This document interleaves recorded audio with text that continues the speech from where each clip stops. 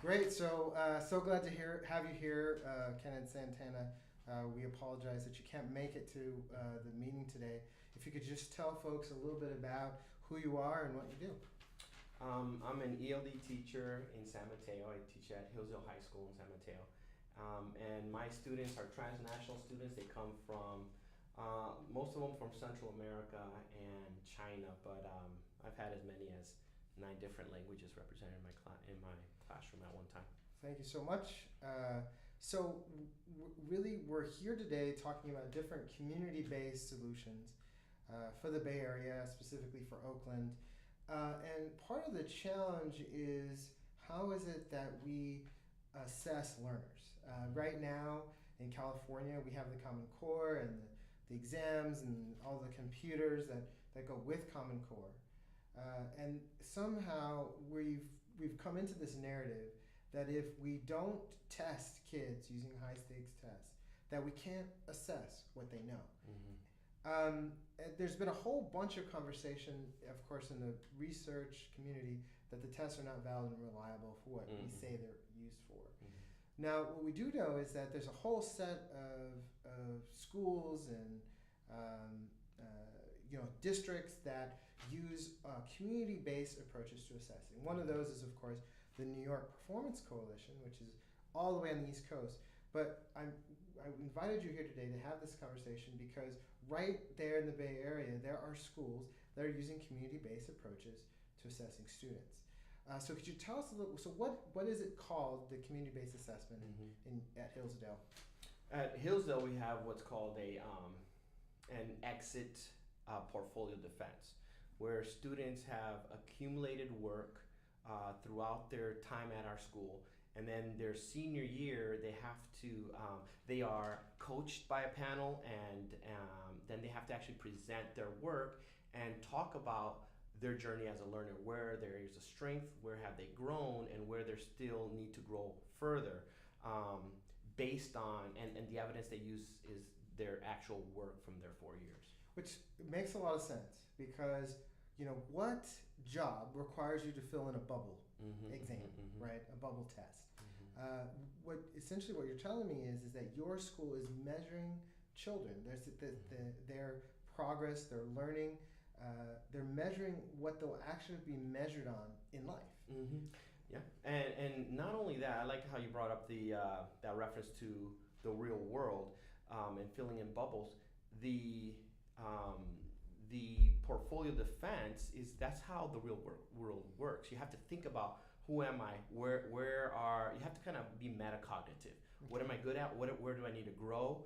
And speak to others about it.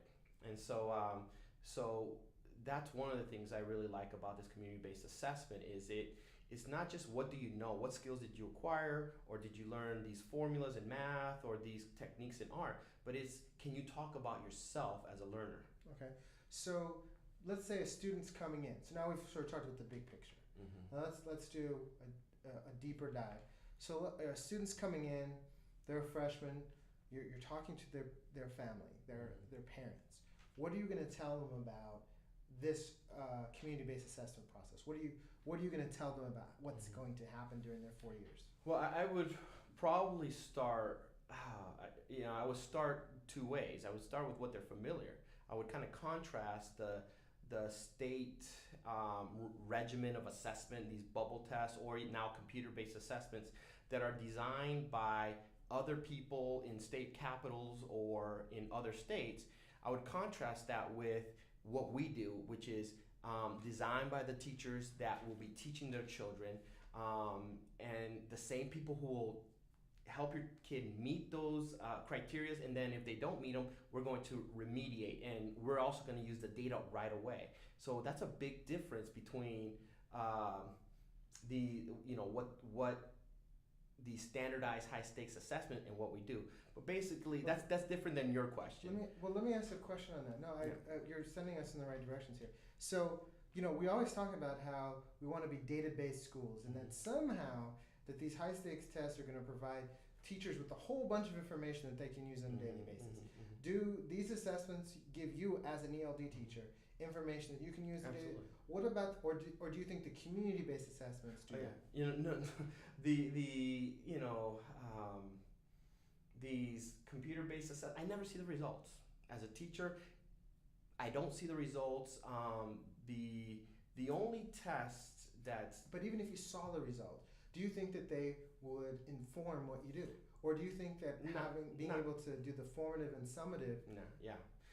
I mean, it's a picture of how the kid was feeling that day, what they knew. I mean, no, the community-based assessment, we're assessing kids on a rubric that we designed ourselves, on actually multiple rubrics.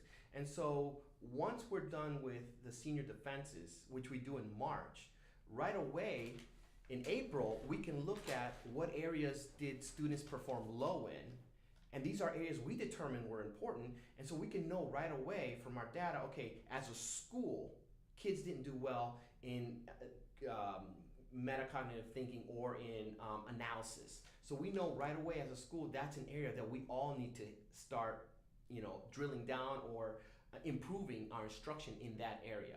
So we design the assessment, we give the assessment, we sit on the panels, and then we determine if the student passes or not or needs remediation, and then we analyze the data. So it's all run from the design of the assessment to the evaluation of the data.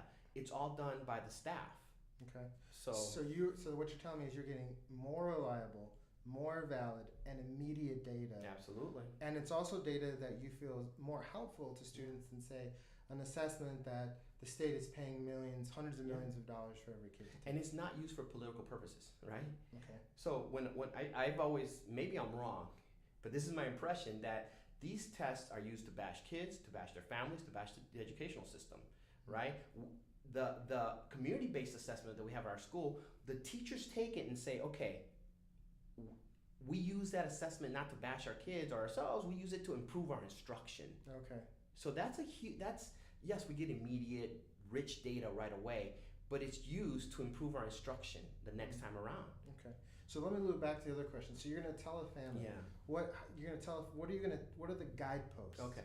by which they want to be paying attention to during their 4 years of high school?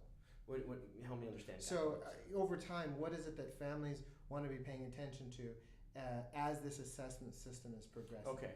So first of all, we've outlined what a graduate needs to be able to do, right? So just for the example, for our site, we decided that respect. So this is what we called our graduate profile. So respect, thinking, communication, understand and apply, content knowledge and skills, and reading for understanding. That those are the things we're going to measure. So that's the first thing I would tell the parents, that your kid needs to get good at those 5 things: respect, thinking, communicating, understanding and applying, content knowledge and skills, and reading. Those are the things that we're going to focus on during the your students' time at our school. Then I would inform the parents that in every class there's going to be one portfolio-worthy project. So by the time they're a senior, they have at least one project from every class that they have the opportunity to demonstrate those core, I'm not going to call them values, but those aspects of the graduate profile. Learning outcomes. Learning outcomes, good. Okay. So these are the learning outcomes. Every class will have an opportunity to have a major capstone. I won't call it a capstone project, but there's projects along the way that fit into the portfolio. Also, when they do one of these portfolio projects, they have to do a reflection at the end where they look at how the teacher assessed them, and they have to identify their areas of strengths, their areas of weakness, and also as they go along, how they're improving. Okay. So there'll be reflections. Those reflections then are used their senior year. They're crucial because their senior year they need to evaluate themselves. Like, who am I as a learner? So you need those reflections along the way. So how many of these projects would you say is in the portfolio by the time the senior year comes around? One for every class. So a student at our school takes about 6 to 7 classes per semester. So it could be more than 20 different absolutely. Examples of work in the portfolio. Exactly. Okay. So what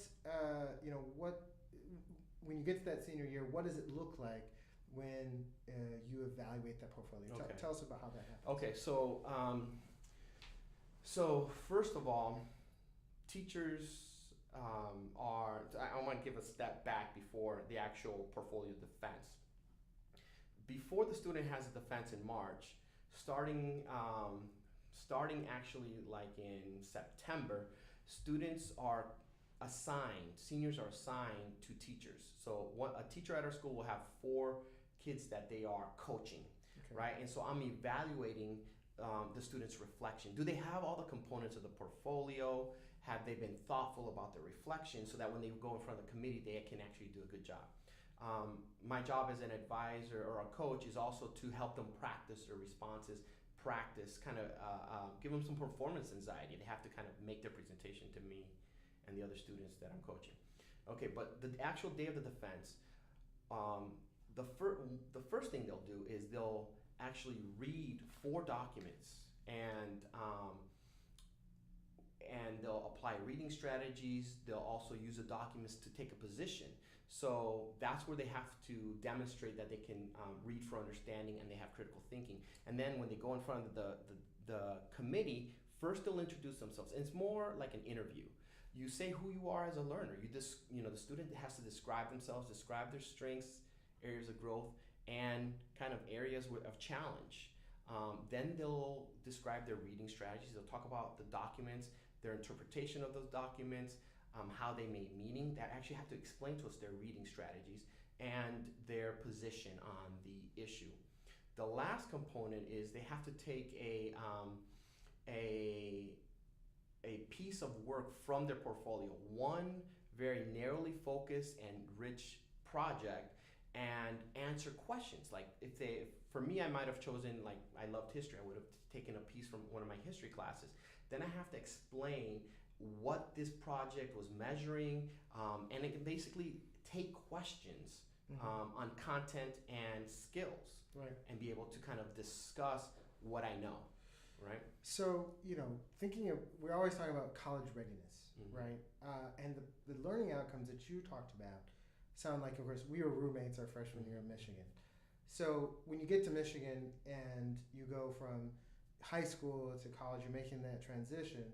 Now, if you've been in a system that's completely focused on bubble tests versus a community-based assessment that looks like this, that has learning outcomes that sound just like what your first year of college is going to require. Have you had feedback from students or families about what this process has meant to them? Absolutely. I mean, again, I teach ELD students, so that's my context. And we have ELD students that go on to college, and that's exactly what they say, that the rigor, and really, it's not just on the academic side. The comments you hear is like, basically, being able to take feedback, to prepare, to present your work, Right. and take criticism, and to be able to say, self-identify, not have somebody else feed it to you and critique you, but go in with metacognition and say, these are my areas of strength, and this is my evidence. This is where I fall short, and this is my evidence. Those are skills that kids come back and talk about, like, not being able to have success in college because they could evaluate themselves along the way. They had these habits of mind from this project. So for a bubble test is not going to promote 21st Not at century all. skills. It's not going to promote the critical thinking that you're talking about and the reflective practice, right? Which those are all skills that as professionals we're required to demonstrate. Those are skills that you are required to demonstrate as undergraduates, right? And so it sounds like you're actually testing these kids on the skill sets that you want them to demonstrate in college and career. Yeah, and I would say that even in college, maybe it's been a while for me, but I wasn't tested on my ability to self-evaluate in college, right? I just either had to be able to do it or I would not be successful. I would not be in college for very long. So, I can't emphasize enough that piece of self-evaluation, that metacognition about self-reflection. That's what really prepare kids, not just for college, but to be a responsible and contributor to our society. You have to really look at your own stuff. Mm-hmm. Yeah. to grow, to be a good family member. Right. So that's what we valued at our site, and we wanted to measure and create an assessment that gave kids an opportunity to do that.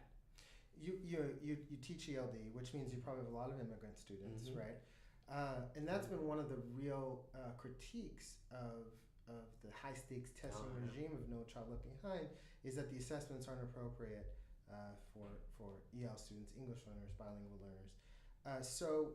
How do you think this approach is more or less appropriate for Mhm. English learners? It's absolutely 100% more appropriate. In fact, with the current way of assessments, a lot of my families opt their kids out of it because it pulls them out of the classroom, out of learning English, to sit in front of a computer, whether or not they arrived 3 weeks ago. If they're a junior, they have to go sit in front of this computer and try their best, and it pulls them out of the classroom. So a lot of my families opt their kids out of those assessments. Okay. Which assessments are you talking about? These Common Core, I forget the name. What's these last 2 years they've had to take these The California assessments. the California assessments online, right, Okay. on a computer base. So to put it simply, a student who arrived the week before the assessment has to take the assessment even though they have zero English. Whereas the community-based It's assessments, cumulative yes, rather than a snapshot. exactly, and that student shouldn't have to take it. They haven't learned English yet, right? So with the portfolios, are you able to assess the quote unquote value added to the student's education over time? Do you see early on in the portfolio? Do you see that progress? Absolutely, and the student has to actually identify what has been their progress, or if there hasn't been progress, why not, right? It's not did you reach a certain level, if you did, you're graduating. It's can you talk about your progress and talk about your shortcomings and talk about your strength. But in terms of modifications that we do for ELD students, number one, a student who, let's say they arrived as a 17 or 18-year-old from China. They're bringing credits, right? But they only have been with us for 1 year. We're not going to put them through this process. Okay. We're going to have an alternative assessment, and it might just be, does the kid have the A through G requirements that the number of credits, right? But let's so that's different than the standardized tests where every kid has to take them. We measure every kid, even though the kid can't even read the instructions. We don't put kids through that. You have the credits, you can get, you can graduate from our school.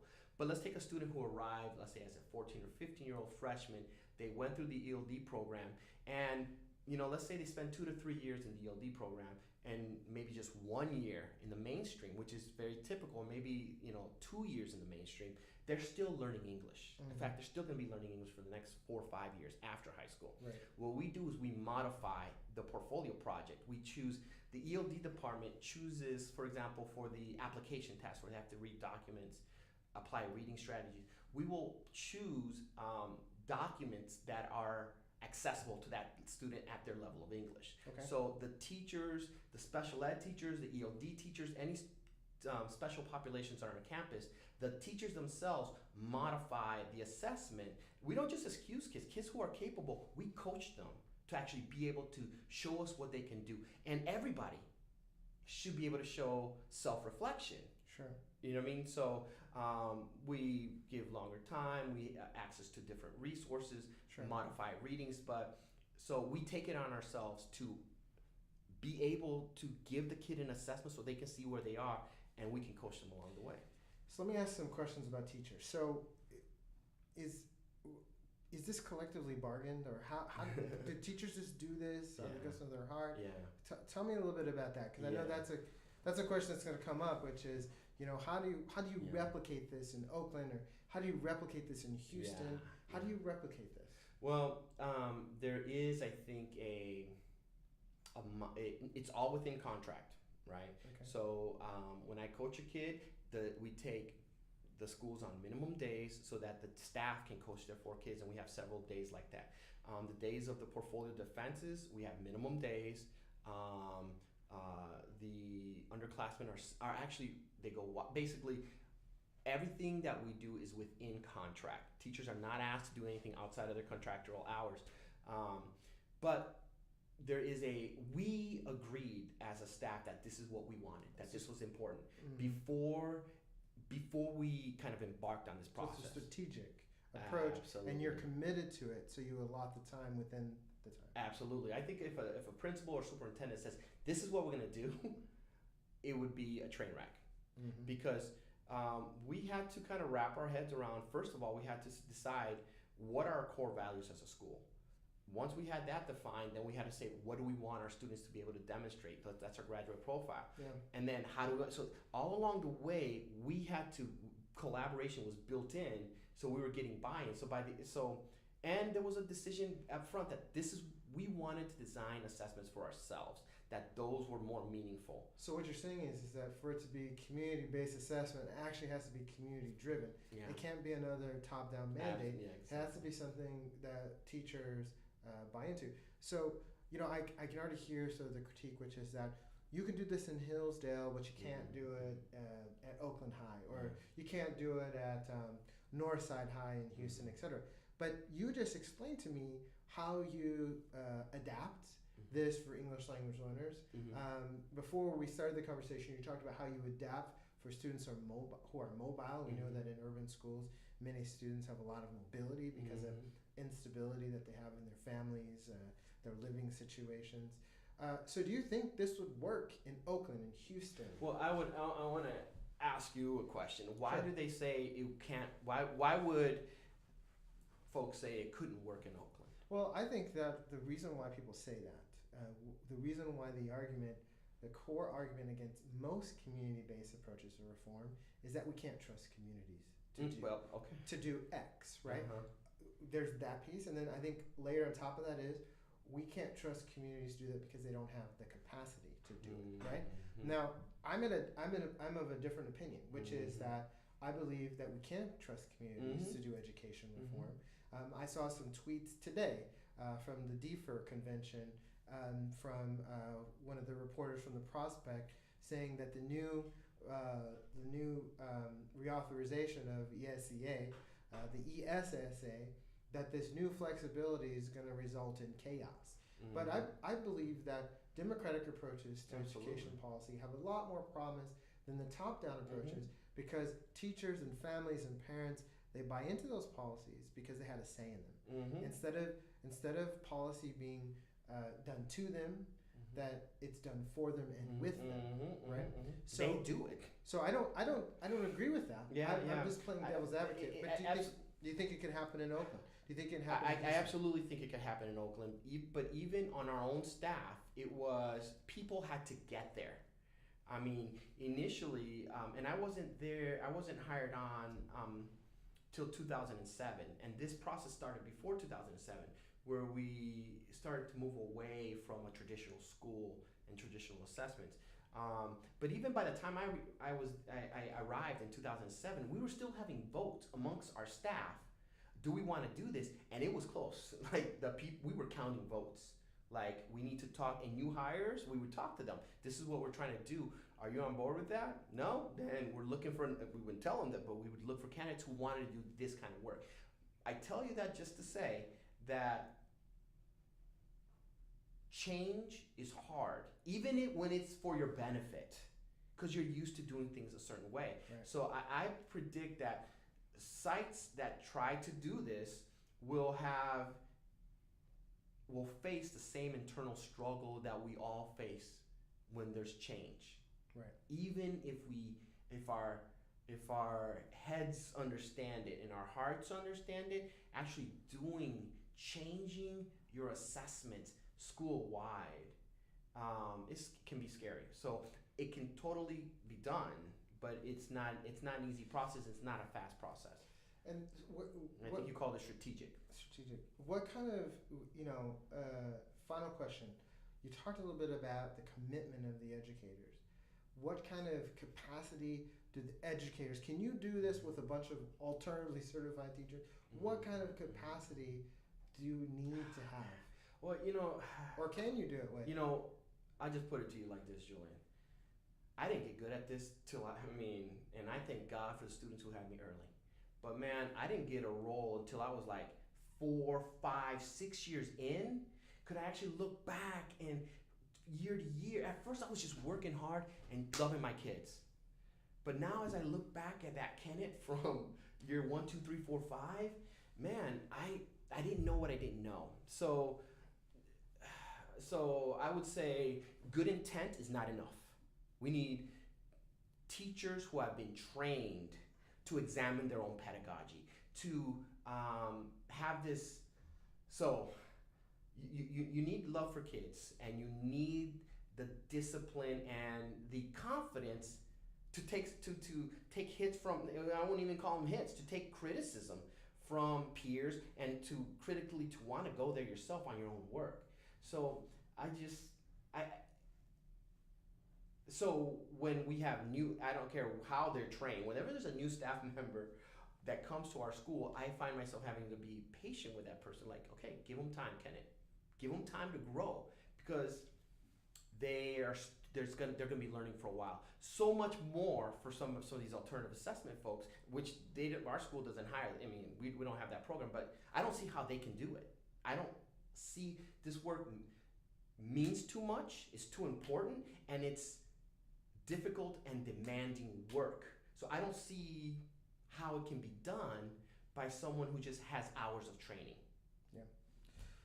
Well, thank you so much, Kenneth Santana, teacher, ELD teacher. Thank you for having me. Yeah. Thank you for telling us about how your high school is doing community-based assessment, not just for the kids who are the high flyers, but also for ELD kids and special ed kids and all the other kids, and really showing how we can rethink assessment, and how we can empower families and students and teachers to be a part of the assessment process that was taken away from us by No Child Left Behind. Thank you.